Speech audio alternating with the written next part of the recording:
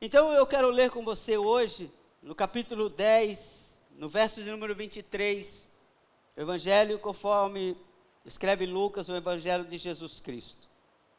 Vamos ler devagar para a gente entender, para a gente degustar esse tempo que estamos na presença de Jesus. E eis que levantou um certo doutor da lei, tentando e dizendo: Mestre, que farei para herdar a vida eterna?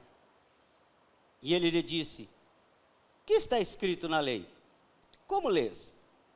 E respondendo ele, disse: Amarás o Senhor teu Deus de todo o teu coração, de toda a tua alma, de todas as tuas forças e de todo o teu entendimento, e ao teu próximo como a ti mesmo. E disse-lhe, respondeste bem, pois faze isso e viverás.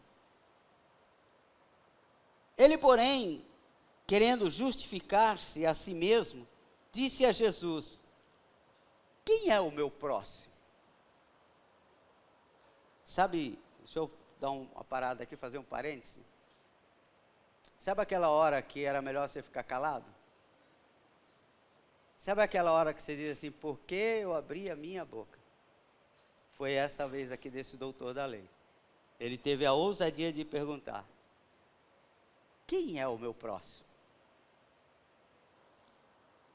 E Jesus respondendo, disse: descia um homem de Jerusalém para Jericó, e caiu nas mãos dos salteadores, e os quais os despojaram e, espancando-o, se retiraram, deixando meio morto. Interessante isso daqui, o pastor falou disso quarta-feira. Como é que pode, né? Meio morto. Ou morto ou vivo, né? Ele estava meio morto. Nem vivo nem morto. Ocasionalmente, descia pelo mesmo caminho certo sacerdote, e vendo-o passou de largo. E igual modo também um levita, chegando até o lugar e vendo, também passou de largo. Mas um samaritano, que ia de viagem, chegou ao pé dele, e vendo-o, moveu-se de íntima compaixão. E aproximando, atou-lhe as feridas, aplicou-lhe azeite e vinho, e pondo-o sobre a sua cavalgadura, sobre o seu cavalo, levou-o para uma estalagem e cuidou dele. E partindo ao outro dia, tirou 2 dinheiros e deu ao hospedeiro e disse: cuida dele, e tudo o que mais gastares, tu pagarei quando eu voltar. Qual, pois, desses 3 te parece que foi o próximo? Que parece que foi o próximo daqueles que caiu nas mãos dos salteadores. E ele disse: o que usou de misericórdia para com ele. Disse, pois, Jesus: vai e faz da mesma maneira. Pai, no nome de Jesus, essa palavra, ela mexe com a gente, ela nos burila, ela altera, Senhor, o nosso ser, ela é a razão, Senhor, da nossa evolução, do nosso crescimento.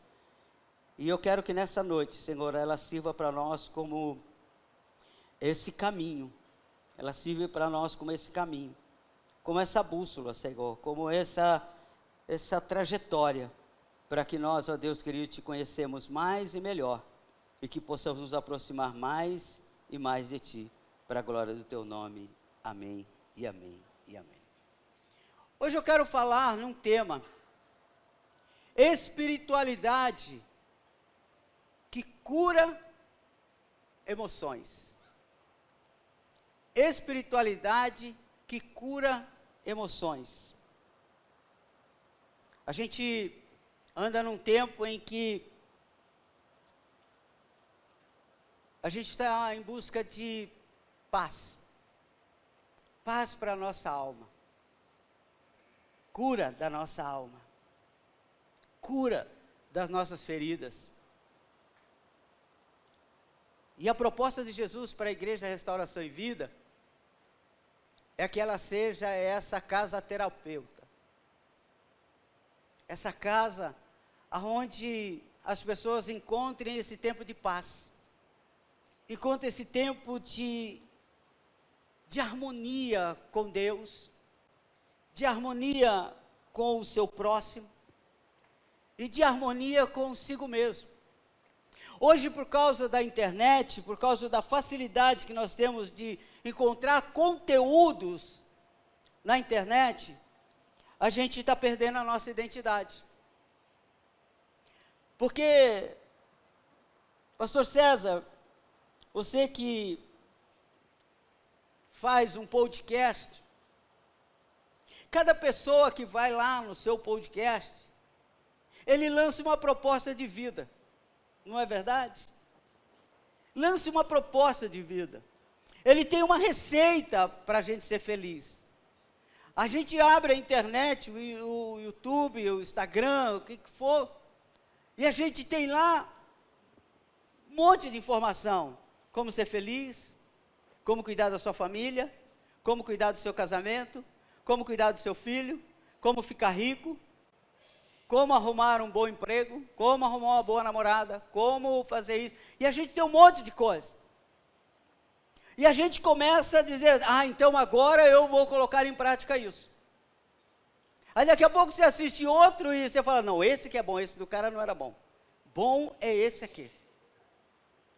Aí você tem alguém vendendo um curso, você compra um curso, você fala assim, agora eu aprendi. Agora eu estou bom. E quando você menos percebe, você virou uma colcha de retalho. Você não sabe mais quem você é. Você perdeu a sua identidade. Você é um pouquinho de tudo. Você é um pouquinho dos influenciadores, você é um pouquinho dos pastores, você é um pouquinho dos cantores, você é um pouquinho de cada coisa. Mas hoje eu quero dizer para você que Jesus tem a cura para a sua alma. Aleluia. E você vai continuar sendo você mesmo. Você não precisa nem mudar. A proposta é que você nem precisa se transformar em A e B. Nem vai haver essa metamorfose como a gente conhece da lagarta se transformando em borboleta. Não, Deus vai transformar você hoje aqui. Mas vai ser de dentro para fora. E é algo que, na verdade, não há uma mudança. Há simplesmente um acolhimento da nossa própria essência. Sabe, irmã, sabe qual é a coisa mais gostosa? É quando a gente se sente a gente mesmo. Já parou para pensar nisso, Renato? A coisa mais gostosa é quando você não precisa fingir. Não é verdade? Quando você não precisa fingir. A coisa mais gostosa é quando você está dentro de casa com a sua família, e você não precisa fazer um personagem. Você não precisa falar bonito. Você não precisa se posicionar elegantemente. Sabe por quê? Porque lá todos conhecem você, sabem quem você é, e você quer ser você mesmo. E é gostoso isso. Então a Bíblia diz que Jesus conta aqui uma parábola. Mas ele conta uma parábola porque um homem, um doutor da lei, poderia ser um escriba, poderia ser um fariseu, poderia ser um advogado, era alguém que conhecia a lei. Era um religioso de carteirinha. Um cara que tinha resposta na ponta da língua para tudo que perguntasse a ele. Então, ele pergunta para Jesus. E ele recebe de Jesus uma resposta. Ele pergunta como eu recebo a vida eterna. E eles gostavam de fazer essa pergunta. Nicodemos também fez essa pergunta, algumas outras pessoas fizeram. O jovem rico também fez essa pergunta. Eles gostavam de perguntar, Senhor, como que é esse negócio de vida eterna? E Jesus sempre deixava eles falarem da lei, porque a lei era algo que eles conheciam. E o que eles citam aqui é o que Jesus também citou, quando ele reduz os mandamentos. O que eles citam aqui é o que já está escrito na lei. Está escrito em Deuteronômio, capítulo 6, verso 5. Está escrito em Levítico, capítulo 19, verso 18. Lá fala para amar o seu próximo e amar a Deus. E eles então falaram assim, cara, então nós estamos bem. Então nós estamos bem. Então a vida eterna para mim está garantida. Aí Jesus diz assim, então faça vocês isso. Se você já sabe fazer, sabe que é amar a Deus sobre todas as coisas e o próximo a ti mesmo, se você já sabe, não tem mais nada para eu te ensinar. Mas ele não gostou disso, porque ele queria pegar Jesus, ele queria saber qual era o pensamento de Jesus, e ele pergunta para Jesus, Jesus, quem é o meu próximo? Ele estava louco para Jesus falar assim, você é o meu próximo, sabe por quê? Porque você é bom, você que é meu próximo, sabe por quê? Porque você conhece a lei, você é meu próximo, sabe por quê? Porque você conhece os mandamentos. Mas não foi isso que Jesus fez. Jesus contou uma parábola, uma história. E alguns historiadores dizem que é bem provável que isso Jesus viu em algum lugar.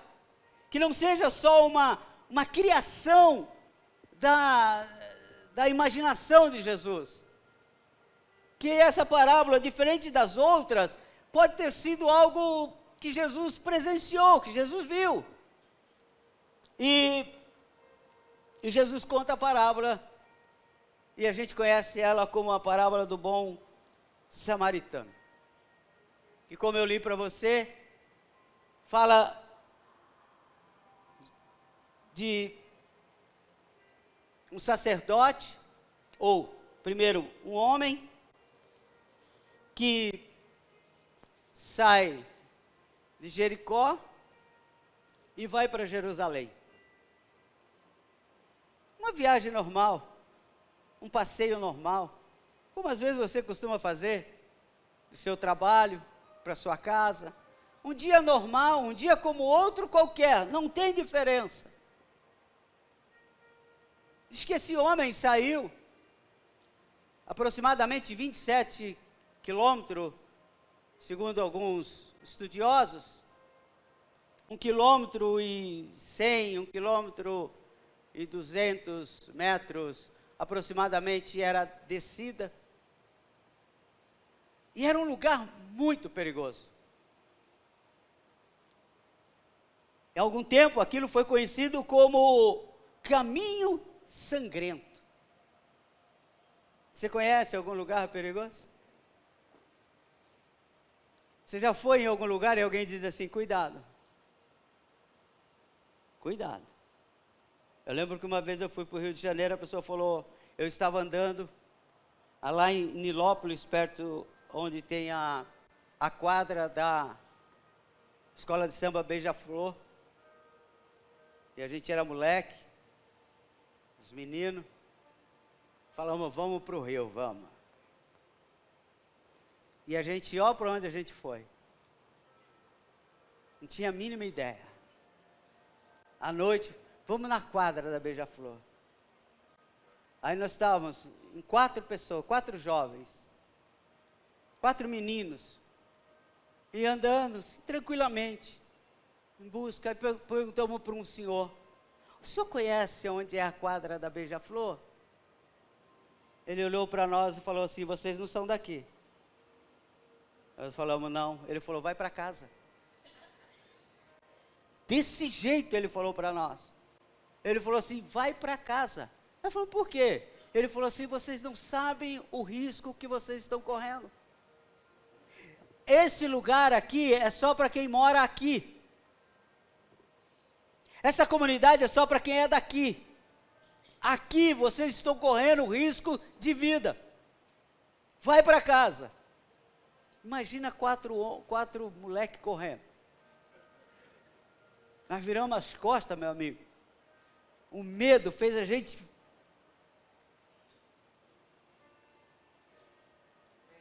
Sabe por quê?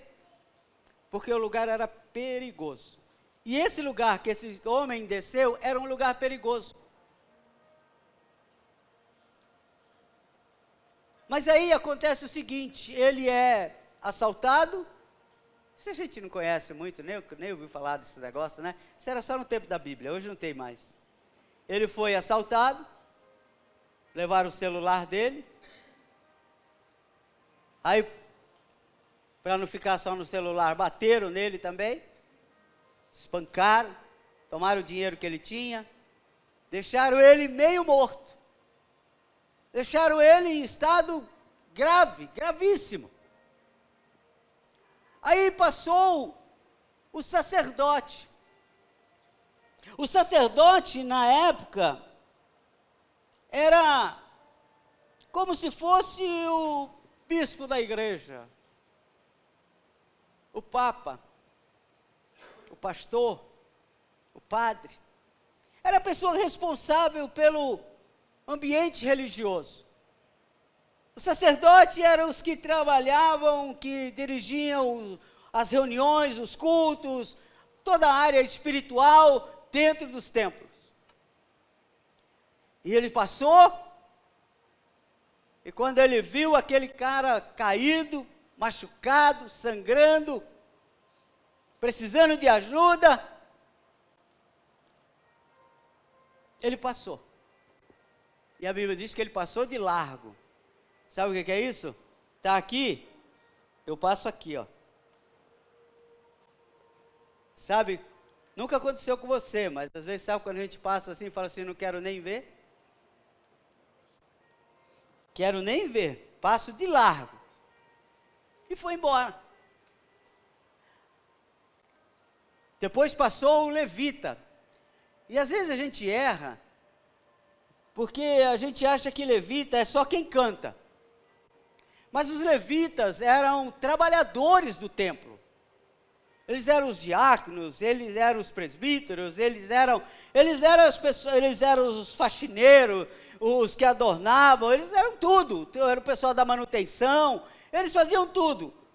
E eles eram do templo. E ele também passou, olhou e passou de largo. Mas só que tem um detalhe. Esses dois que passaram de largo, eles eram a elite da espiritualidade, se eu posso usar dessa forma. O sacerdote e os levitas, eles eram a elite da espiritualidade. Quando alguém queria falar em alguém que era espiritual, citava o sacerdote. Quando alguém queria se balizar para ver como estava a sua espiritualidade, ele pensava no que fazia um levita. Eles eram um exemplo de espiritualidade. Esperava-se dele amor, esperava-se dele empatia, esperava-se dele misericórdia.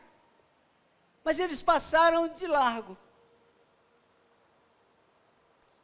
E eu tenho uma fala para você aqui, que eu espero que você guarde isso no seu coração. Não foi esses religiosos, não foi esses que eram a nata da espiritualidade, não foi esses que tinham toda uma pompa, tinham todo um cargo, tinha todo o nome. Não foram estes que Jesus escolheu como exemplo de espiritualidade. Você viu como muda na vida da gente? Você viu como a gente é diferente de Jesus? Como a igreja, em todo esse tempo, a igreja tem sido diferente de Jesus? E a gente pensa que a gente está igualzinho a Jesus? Não. A gente está escolhendo quem Jesus não escolhe. A gente está aplaudindo quem Jesus não aplaude. A gente está dando lugar na mesa para quem Jesus não daria lugar na mesa. Ou se desse,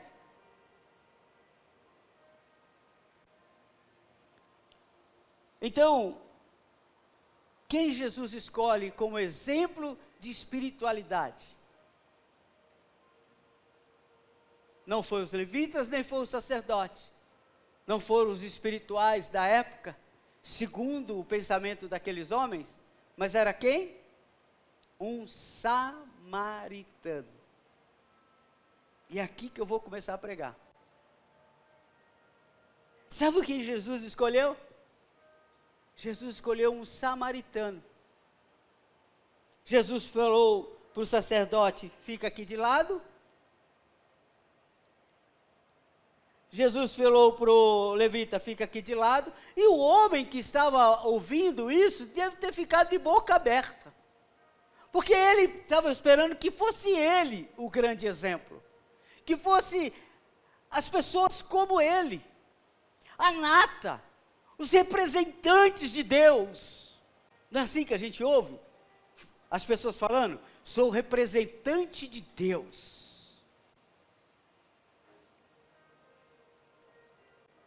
Mas aí, o que acontece? Jesus, ele simplesmente escolhe o samaritano. E quem era o samaritano? O samaritano era um improvável. Talvez eu esteja falando hoje aqui para improváveis. Talvez eu esteja falando hoje aqui para pessoas que dizem assim, Jesus nunca vai me escolher. Talvez eu esteja olhando para pessoas, pregando para pessoas, talvez pessoas vão ouvir essa mensagem no YouTube, nas redes sociais, e vão se identificar com o samaritano. Improváveis. Ah, Deus vai escolher A, B, C, D, E, mas a mim, Deus não vai escolher. Eu sou. E é interessante que o samaritano, sendo improvável, ele tinha tudo, todas as razões, todos os bons motivos, para passar de largo. Ele sim tinha motivo para dizer assim, eu não vou ajudar ninguém. Eu não quero nem ver.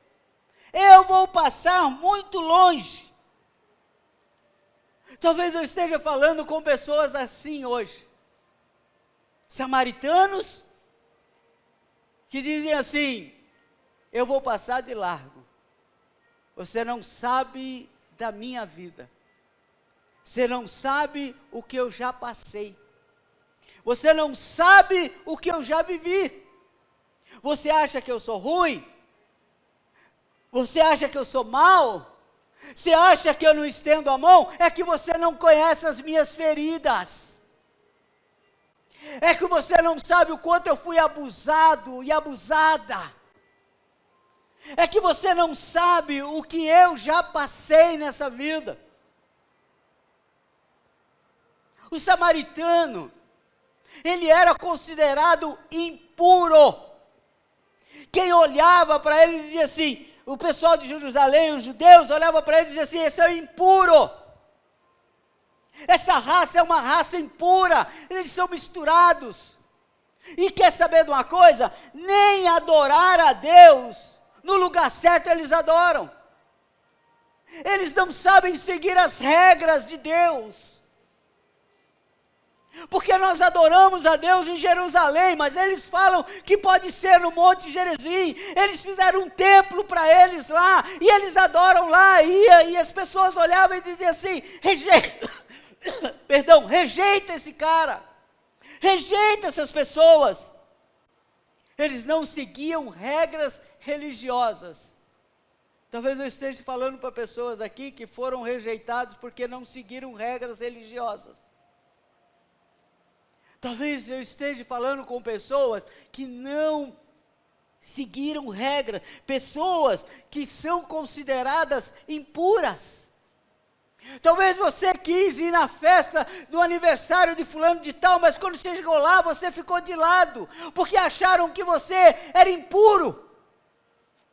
Talvez você não foi convidado para o casamento de A, para o casamento de B, você não foi convidado para a festividade do final do ano, porque olharam para você e disseram assim, ei, aquele, não vamos chamar ele não, ele é impuro.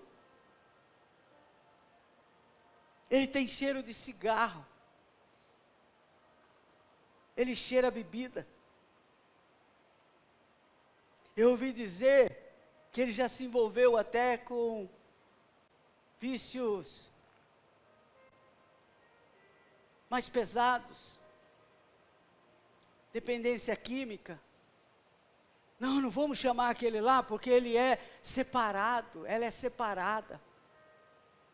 Não vamos chamar aquele lá, porque eu acho que, eu não sei não, mas eu acho que a ideologia de gênero dele é meio complicada. Não vamos chamá-lo, porque a gente não quer se misturar com essa pessoa.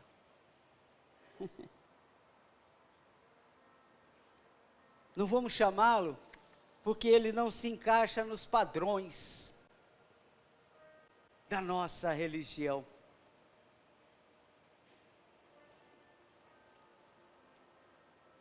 Hoje eu posso estar falando com pessoas samaritanas.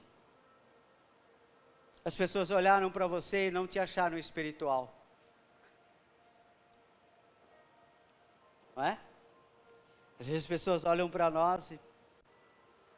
Quantas pessoas eu já ouvi olhar para mim, ouvi falar comigo, falar, pastor, eu vejo aquela pessoa, mas não vejo nada de espiritual nela. Talvez hoje eu esteja falando com você, que não se encaixa no quadradinho da religião de algumas pessoas. E elas olham para você e dizem assim, não vejo nada de espiritual nessa pessoa. Mas eu tenho uma notícia do céu para a sua vida aqui. Uma notícia do céu. Você é igual a Jesus. Por quê, pastor? Porque Jesus também não se encaixava. Porque Jesus também foi rejeitado. Porque eles não achavam Jesus espiritual. Eles não achavam que Jesus era crente. Deixa eu dizer para você, em muito lugar Jesus não pregaria. Em muitos lugares Jesus não pregaria. Quando ele, criança ainda, que foi no templo e falou das escrituras, o pessoal já ficou assustado. Vamos colocar esse cara para fora, vamos colocar ele de banco. Quem ele está pensando que é? Você lembra da mulher samaritana? A mulher samaritana saiu e pregou o evangelho, teve um encontro com Jesus, ela saiu e ministrou o evangelho, e falou de Jesus. Ela disse assim, eu encontrei o Messias, eu encontrei um verdadeiro profeta, ele falou tudo ao meu respeito. E ela começou a anunciar Jesus. E deixa eu dizer para você, em muitos lugares, em muitas mesas, em muitas casas, em muitas igrejas, essa mulher não entraria. Se a mulher samaritana chegasse aqui e falasse assim, pastor, eu quero ser missionário aqui, eu falei, não, aqui não, você está doido? Jesus é igual a você, fala para o seu irmão, Jesus é igual a você.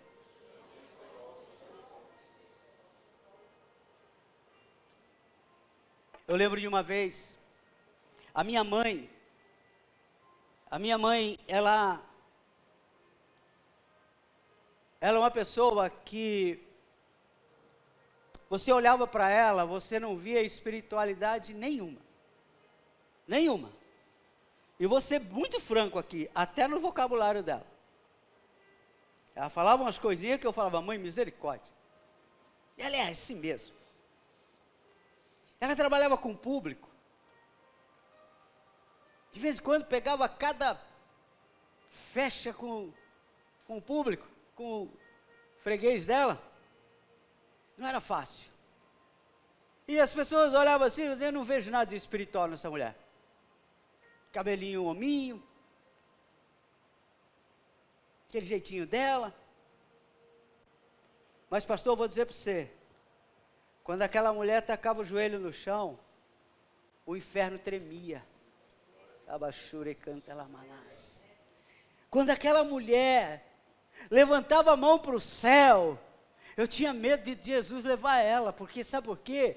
Porque era uma mulher de Deus, era uma mulher com intimidade com Deus, com aproximação de Deus. Eu me lembro que um dia eu estava em casa, tinha acabado de chegar do hospital, pedra no rim, misericórdia, quem teve sabe disso.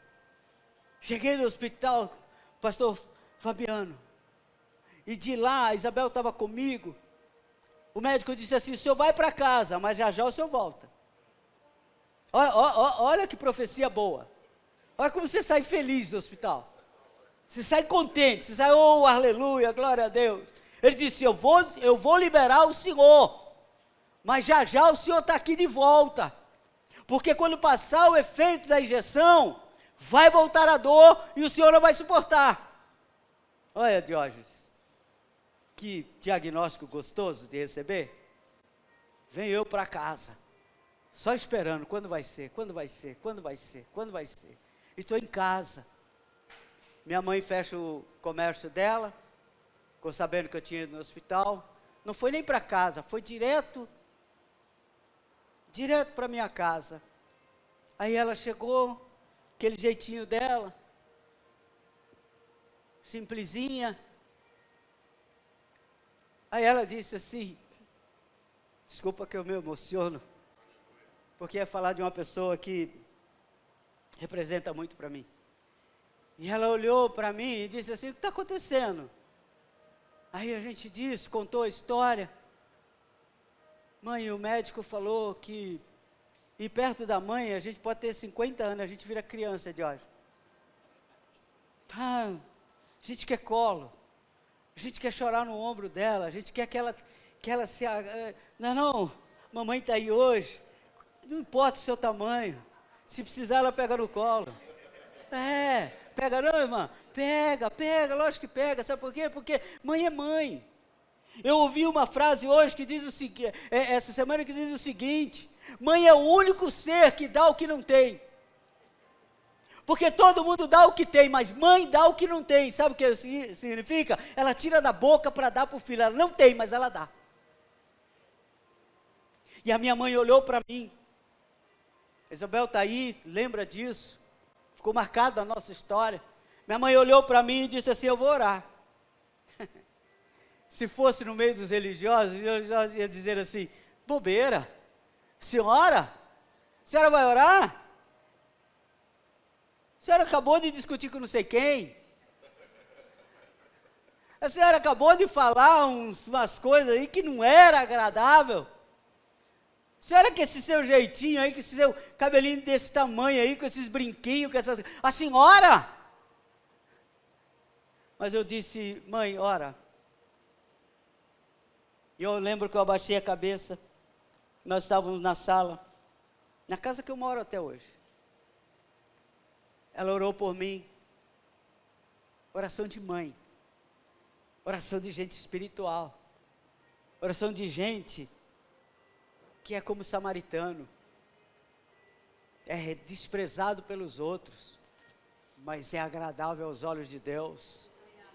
Ela colocou a mão na minha cabeça, orou, e a gente ficou ali uns 5 minutos conversando. Me deu vontade de urinar, fui no banheiro, eu vi quando a pedra fez pif,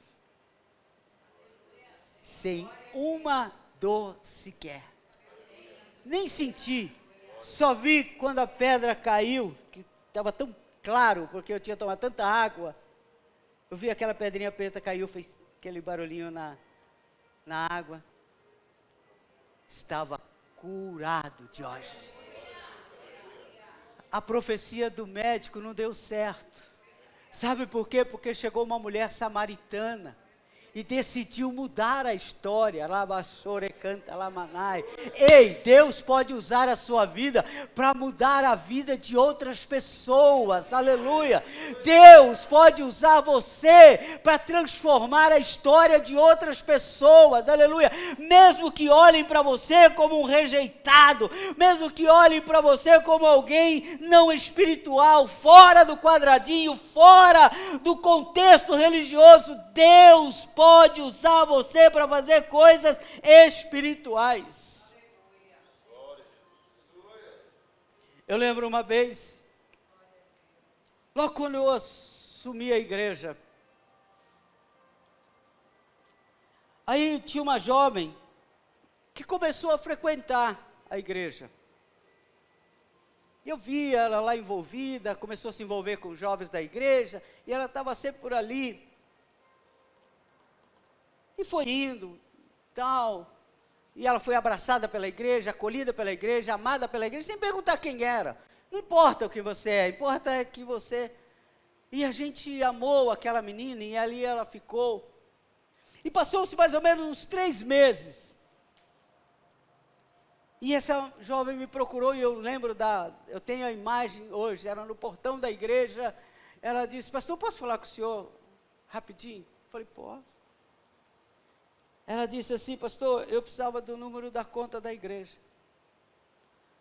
Aí eu disse: naquela época lá, né, faz um pouco de tempo, a gente não usava muito esse negócio de dar conta da igreja, né? A pessoa depositava ou dava cheque, ou né? Hoje não, hoje é Pix, tudo é transferência, tudo é rápido. Mas naquela época, quando alguém pedia a conta da igreja, você se assustava. Falava: a conta da igreja? E eu dei a conta para ela. E ela disse assim: é porque eu preciso fazer um depósito. E eu disse: amém, irmã. Eu falei: do que você vai, depois você vai ofertar? Ela disse: pastor, eu vou falar algo aqui para o senhor, eu vou confessar para o senhor. Eu vim de uma igreja, da igreja X, e lá nessa igreja eu não era aceita. E eu fui conversar com o pastor, e o pastor falou para mim: não dá o dízimo e nem dá oferta nessa igreja. Porque eu não era aceita lá. Eu estava fora dos padrões da igreja. Ela falou: mas sabe o que eu fiz durante esses três anos? Durante esses 3 anos que eu fiquei lá, eu depositei numa poupança todo o meu dízimo e toda a oferta. Eu dizia: Deus, isso aqui não é mais meu, isso aqui é seu. Isso aqui é seu. E ela dizia: um dia que eu encontrar uma igreja que me aceite, um dia que eu encontrar um lugar que me abrace, eu vou dizimar e ofertar nessa igreja. Ela falou assim: e eu encontrei esse lugar agora, pastor. E todo o dinheiro, todo o dízimo, toda a oferta que eu guardei durante esses 3 anos, eu vou fazer um depósito na igreja. Porque esse dinheiro não é meu. Esse dinheiro é de Deus. E eu não posso ficar com esse dinheiro. Quem é espiritual? Será que julgaram ela corretamente? Às vezes a gente está aplaudindo quem nunca teve a coragem de dar R$1 para a obra de Deus.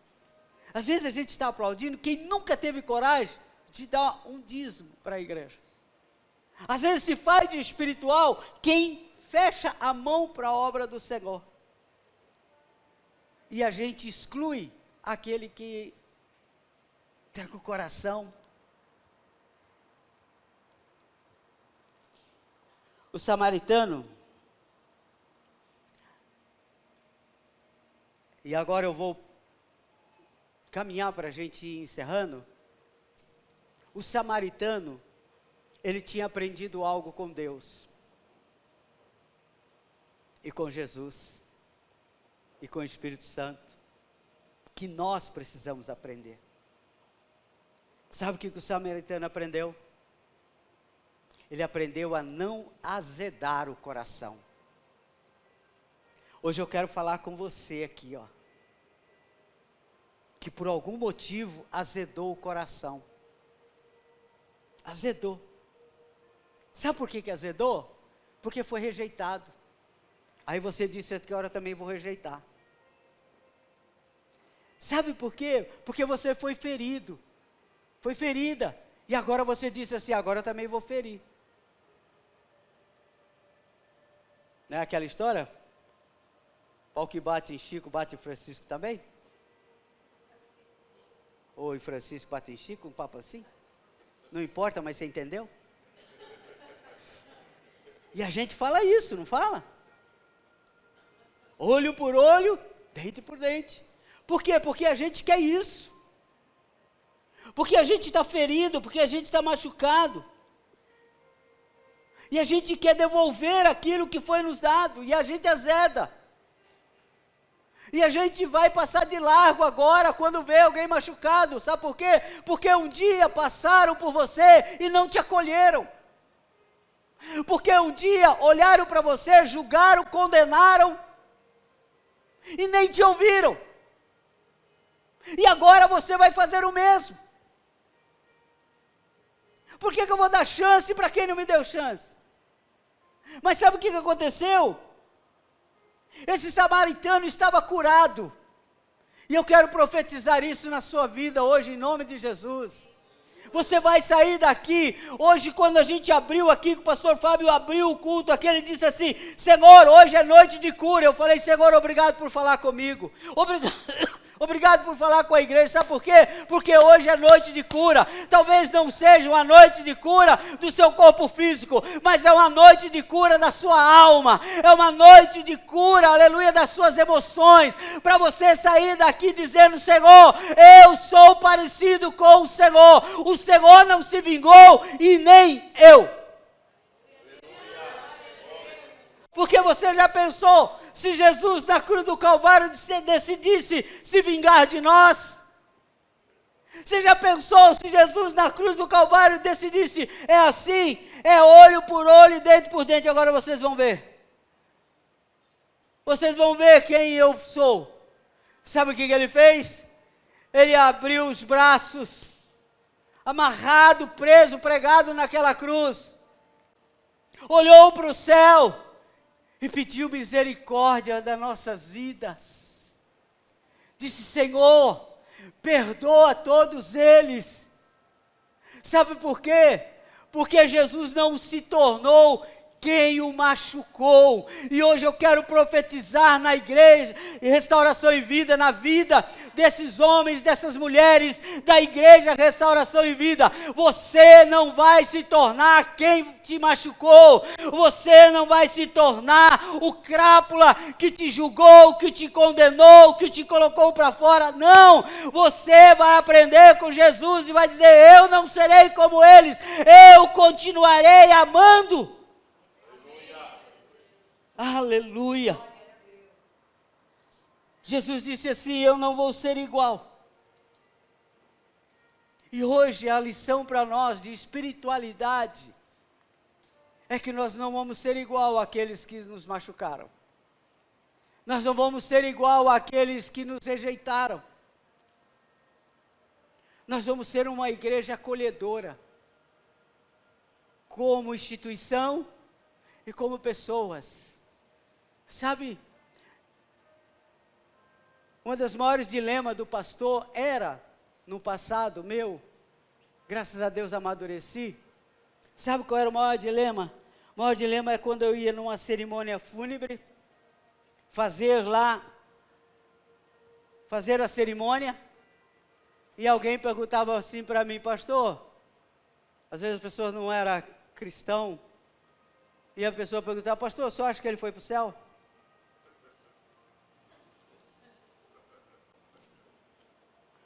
E as pessoas perguntam, igual Jesus, quem é o seu próximo? E as pessoas perguntam para mim até hoje, o senhor acha que foi para o céu? Ou pior, o senhor vai mandar ele para onde? Uma vez perguntaram para mim, pastor, o senhor vai mandar ele para onde? E eu ficava tentando achar versículos bíblicos, e eu ficava tentando achar colocações religiosas, para mandar para lá ou para cá. E você sempre se saía mal, né? Eu sempre mandava para o céu. Falei, é a melhor coisa. Mandava sempre para o céu e manda até hoje. Vai para o céu. Só que tem um detalhe. Não sou eu que mando para lugar nenhum. Não tenho a capacidade de dizer quem vai e quem não vai. E é por isso que eu não quero que a Igreja Restauração e Vida também tenha esse julgamento. De olhar para fulano e falar assim, eu acho que ele vai para o céu. Olha para o outro, eu acho que esse não vai. Eu acho que esse aqui merece estar no nosso meio, mas aquele lá não merece estar no nosso meio. A gente escolher, eu já vi igreja, graças a Deus que aqui não tem isso. Eu já vi igreja que tinha crente que escolhia do lado que ele ia sentar. Ele tinha medo de pegar o pecado. Acho que contaminava o pecado. E ele escolhia de quem ia sentar. Eu quero dizer para você, eu quero dar uma notícia para você que está me ouvindo, para você que está aqui na Igreja Restauração e Vida. Se você conhece alguém na sua família, fora da sua família, no seu trabalho, aonde quer que seja, nas suas amizades, se você conhece alguém que a igreja rejeitou, chama para a Igreja Restauração e Vida, porque aqui a gente acolhe. Porque aqui nós não damos destino, nós apresentamos a Jesus, aleluia, e é Ele quem dá o caminho para a nossa vida, é Ele quem dá a história para a nossa vida. Eu lembro de uma irmã que tinha na igreja, há muito tempo, bastante tempo, e ela tinha um filho, e tem o filho até hoje, e ele é homoafetivo, ou homossexual, e desde criança, e eu conheci ele desde bebezinho, assim, quando ela ia lá na igreja, assim, e ele ficava sempre nos cantos, escondidinho, ele não se envolvia com as crianças, ele não se envolvia com ninguém, e a gente já percebia que tinha alguma coisa de diferente com esse moço. E ele foi crescendo, e ele cresceu na igreja, mas ele não conseguia se envolver. Até que um dia ele escapou, e ele pegou e disse para a mãe, e contou para a mãe, que ele era homossexual, que ele tinha desejos assim, e tal, e pá, e tal. E ela veio desesperada, marcou uma fala comigo, me procurou, e veio conversar comigo, e disse, pastor, o que eu faço? O que eu faço, pastor? A irmã dele não quer. Os primos não querem, as tias não querem, ninguém quer. Todo mundo está colocando ele para fora, todo mundo está dizendo para mim, põe para fora, põe para fora, põe para fora. Obriga ele, leva na igreja, expulsa, é demônio. E aquela mulher em lágrimas na minha frente, chorando. Eu disse para ela assim, irmã, ame seu filho. É o melhor que a senhora pode fazer por ele. Ame o seu filho. E eu lembro que eu usei essas palavras. Eu não posso dar destino à vida dele. Só Jesus dá destino à vida dele. Ame seu filho. Deixe ele perceber que a senhora ama ele. Eu falei, todas as vezes que ele vier aqui na igreja, ele será amado, ele será respeitado. Gustavo chegou a ter amizade com ele. Ele chegou a conversar com o Gustavo algumas vezes. Sabe por quê? Porque ele se sentiu acolhido. Tem gente aí fora que a gente está julgando, que a gente está condenando, que a gente está querendo colocar para fora, e ele só está esperando ser abraçado, ele só está esperando ser amado. Sabe, essas cadeiras poderiam estar lotadas, não deveria ter cadeiras vazias aqui, porque tem um monte de gente lá fora querendo ficar aqui dentro, mas ele não sabe que ele pode entrar aqui, Mas eu quero que você, como igreja, restauração e vida, você como homem de Deus, como mulher de Deus, anuncie aos quatro cantos, aleluia, que tem um lugar aqui em São Bernardo do Campo, aleluia, que é parecida com Jesus. Fomos rejeitados, falaram mal, julgaram, condenaram, mas não tem problema, a gente não adoeceu o coração, a gente não azedou o coração, nós continuamos aqui para amar, nós continuamos aqui para respeitar, nós continuamos aqui para acolher para a glória de Deus. E eu quero encerrar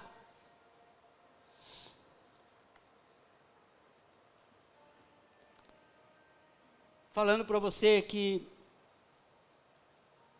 Deus procura samaritanos. Jesus disse, né? Os verdadeiros adoradores me adorarão em espírito e em verdade. E ele não disse assim, olha, vai ser os grandes sacerdotes. Ele não disse vai ser os levitas. Ele não disse vai ser os mais sábios. Ele não disse que ia ser aqueles que fizeram curso teológico, que são aptos na teologia. Ele não disse nada disso. Ele disse que serão os verdadeiros adoradores. Me adorarão em espírito e em verdade. Sabe por quê? Porque existem os verdadeiros, porque existem os falsos, ou existem os falsos, porque existem os verdadeiros. Eu encerro para você, só para você entender a diferença de você ser evangélico e seguir o evangelho. Tem muita gente por aí dizendo, eu sou evangélico. Você é de que religião? Sou evangélico. Mas não sabe nada de Jesus. Não conhece nada de Jesus. Conhece muito regra. Regras eles conhecem bastante. Sabe condenar, sabe julgar, sabe expulsar, sabe colocar para correr, sabe mandar para ir para o inferno, sabe fazer um monte de coisa. Mas não sabem seguir a Jesus.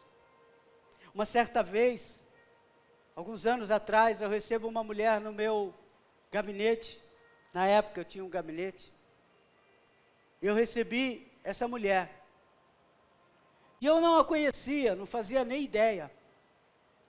Mas ela tinha ouvido falar da Igreja Restauração e Vida, tinha ouvido falar da forma com que eu ministrava. E ela decidiu que ela ia confiar em mim. Ela decidiu, se eu vou confiar nesse homem. Isso foram palavras dela para mim. Ele me inspira confiança, para eu contar o meu segredo.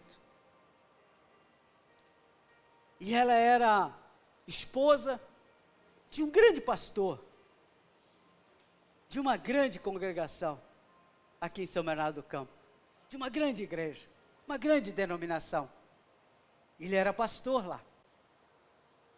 E quando ela falou para mim, eu sou esposa de fulano de tal, eu confesso a você que as minhas pernas tremeram. As minhas pernas tremeram. Eu falei, meu Deus do céu, o que eu vou fazer com isso? A mulher é esposa de fulano de tal, o que é isso? Se esse homem souber, ele me... Aí ela falou assim, eu quero contar aqui para o senhor uns negócios, umas coisas. Quero que o senhor me ajude. Sabe, meu marido, fulano de tal, ele me bate. Desde que a gente casou, que eu sou espancada. E sabe, a gente tem um casal de filhos. E eu vim contar aqui para o senhor porque eu não aguento mais. Porque eu estou desconfiado que ele está mexendo com a minha menina. Ele está abusando sexualmente da menina. E eu fui falar com ele. E ele disse que se eu for contar isso na igreja, se eu for falar isso para alguém, não fica nenhum de nós vivos. Eu disse, mas é o pastor fulano de tal? Ela disse, é. É o que serve Santa Ceia, é o que ora por milagres, é o que põe no banco, é o que tira da disciplina, coloca na disciplina, é o que julga, é o que condena, é o que dá a pena. É Ele, é Ele.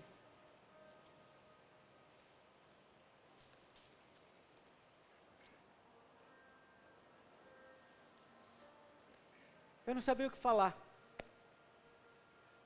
Eu disse, eu vou te ajudar. Ela falou assim, mas o senhor não pode contar. O senhor não pode contar. E pediu para eu também não fazer nada jurídico e nem contar. Ela disse, eu só preciso que o senhor me ouça e a gente ore junto. E ela fez isso, nós fizemos durante algumas sessões esse tratamento. Por que eu estou contando isso? Para denegrir a vida de alguém? Não, não é. É para dizer para você que só você sabe a carga que você carrega. Ninguém tem o direito de olhar para você e julgar você. Há uma fala aí na internet que eu quero usar agora. Só sabe o valor de cada gota perdida quem carrega o próprio balde. Talvez estejam julgando você, mas não sabem o que você vive. Não sabem o que você fez para chegar aonde você chegou. Que não foi passeando, que não foi dando glória a Deus, em alegria, e foi tudo bem. Não, foi difícil. Foi de joelho, foi chorando, foi no meio da tempestade. Você pode ficar em pé, por favor? Ou ficar de pé? Eu quero orar com você hoje aqui. Você que entrou aqui nesse lugar, eu sei que a mensagem não deu para dar glória a Deus, não deu para mostrar que era espiritual, sapatear, falar em línguas estranhas, mas eu tenho certeza que não vai sair mais do seu coração. Sabe por quê? Porque você vai sair daqui curado. Curado. Sabe, ouvi o amém agora da Rosineri, e me lembrou algo. Quarta-feira nós tivemos um culto muito simples aqui, como eu disse, mas de muito poder, foi muito especial. E chegou no final do culto, a Rosineri chegou até mim e disse, pastor, veio com a minha esposa, e disse, pastor, eu preciso que o senhor ore por mim, porque eu estou com uma dor nas mãos insuportável, nos meus braços, insuportável. E eu já fui no médico, e já aí, tarará. Aí eu peguei o óleo, segurei nas mãos dela, e o Espírito Santo falou para mim, isso aqui é emocional. E eu falei para ela, acalma teu coração, acalma tuas emoções. Não se sinta culpado por coisas que não é de responsabilidade sua. Eu falei, eu comecei a orar por ela. E eu orei para o Senhor, eu não pedi nem para o Senhor curar as mãos. Eu pedi para o Senhor curar as emoções. Ela lembra disso. Se eu estiver mentindo, Rose, pode levantar e dizer é mentira. Sabe o que aconteceu? Na sexta-feira ela me procurou. E ela disse, pastor, eu fui curada. Ainda está curada, Rose? Ainda está curada. Sabe por quê? Porque não fui eu, foi Deus. Deus curou as suas emoções, e quando curou as suas emoções, curou o seu corpo físico. Eu vou profetizar aqui, e eu vou trazer uma palavra aqui. Tem gente aqui dentro, não é lá fora, não é na rua, não é no trabalho, não. Tem gente aqui dentro, que hoje vai sair curada. Porque vai curar as suas emoções. Sabe essa tristeza? Ai, chora e canta. Eu estou falando com gente que tem uma tristeza na alma. E você está dizendo assim, pastor, é depressão. Eu estou me sentindo deprimido, eu estou achando que eu estou ficando com depressão, eu acho que estou tendo síndrome do pânico, eu acho que é isso, e você diz assim, eu preciso tomar remédio. Deixa eu dizer para você, hoje Jesus vai colocar a mão e vai curar a sua alma. porque você vai fazer a mesma coisa que fez esse samaritano e que fez Jesus. Você não vai ser quem te machucou, você não vai ser quem te feriu, você não vai ser quem um dia te rejeitou, você não vai ser quem desprezou, quem te apontou, quem julgou, quem condenou, quem colocou para fora, quem um dia não deixou você participar, porque achou que você era impuro, ou impura. Você vai dizer: Senhor, eu não sou essas pessoas, eu sou o que o Senhor quer que eu seja, eu sou o seu filho amado, eu sou a sua filha amada, em quem o Senhor tem muita alegria, em quem o Senhor tem muito prazer. Porque o povo que se chama pelo meu nome, se humilhar e orar e se arrepender dos seus pecados, eu olharei do céu, abençoarei e sararei a sua terra. Hoje, o Espírito Santo está falando de sarar a sua terra. Sarar a sua terra. E eu vou falar algo que o Espírito Santo está me dando a dizer. É como disse um poeta há anos atrás. Hoje, Jesus vai curar o seu jardim, para que você não fique correndo atrás de borboleta. Você entendeu? Espiritualiza isso. Jesus vai curar você. E as pessoas que te feriram vão chegar até você, para dizer para você: me perdoa, deixa eu fazer parte da sua história, deixa eu fazer parte desse jardim. O Espírito Santo está me mostrando um jardim. Tem gente que vai querer fazer parte do seu jardim. Sabe por quê? Porque vai ver o jardim curado, porque vai ver o jardim bonito, porque vai ver o jardim pronto para florescer.